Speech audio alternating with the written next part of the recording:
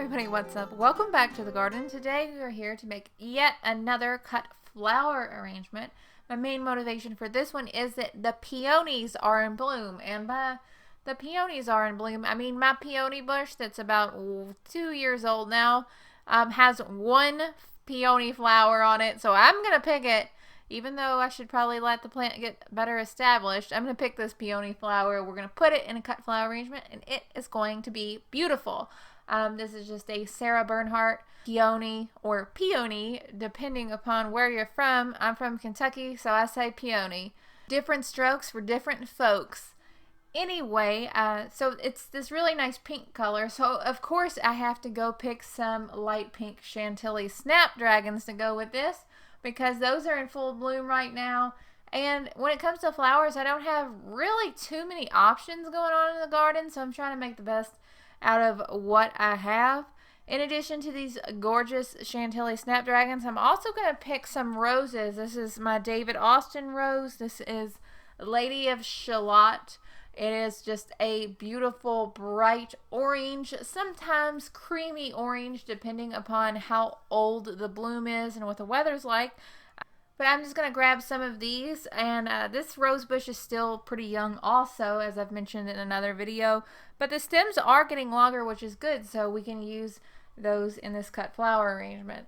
So to start arranging my vase or my jar, all I'm going to do is I'm going to start with my Snapdragons first, just because I have the most Snapdragons and they have the most height. After I've kind of crisscrossed my Snapdragons a little bit and kind of made a collar of Snapdragons for other flowers to nestle into, I am going to add my peony. That's going to be one of my big major focal flowers. After I have added my peony, I'm going to go back and add the roses in various locations throughout the jar.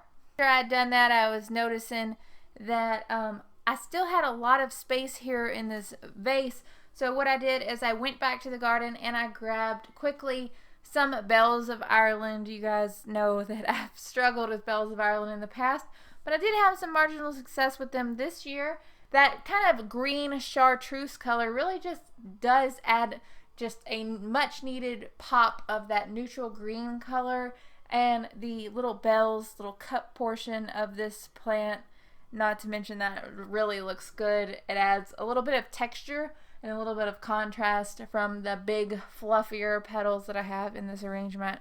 Overall, I think this one turned out to be absolutely just gorgeous. I think this is hands down one of my favorite flower arrangements that I've ever made. This one's gonna get donated. This one's heading off to a good home. That's really about it for this video. Hopefully it was helpful. As always, you can leave any questions or comments that you have down below. I'm always trying to answer those. Usually I get to them in about a week, sometimes longer depending upon how busy I am with work and the channel and everything. If you're new to the channel, be sure to subscribe. I'd absolutely love to have you. We are making new content all the time. Sometimes it's DIY projects, sometimes it's gardening, could be even soap making.